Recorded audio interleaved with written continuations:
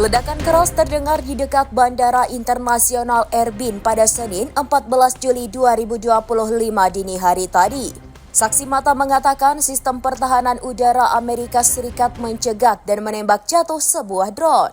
Kejadian itu membuat sirine dari dalam kompleks konsulat Amerika Serikat berbunyi keras yang disusul tembakan dari sistem pertahanan udara SIREM. Dikutip dari Iraqi News pada Senin 14 Juli, sistem tersebut berhasil menghadang dan menetralkan objek terbang yang dianggap berbahaya di wilayah tersebut. Saat ini investigasi sedang berlangsung untuk mengetahui jenis dan asal-usul objek tersebut. Meskipun begitu, operasional bandara tidak terdampak dan seluruh jadwal penerbangan tetap berjalan seperti biasa dan tim teknis beroperasi normal. Belum ada pernyataan resmi yang dikeluarkan oleh pemerintah daerah Irak maupun koalisi internasional. Untuk diketahui, bandara tersebut sebelumnya juga pernah menjadi target serangan serupa berupa drone atau roket beberapa waktu lalu.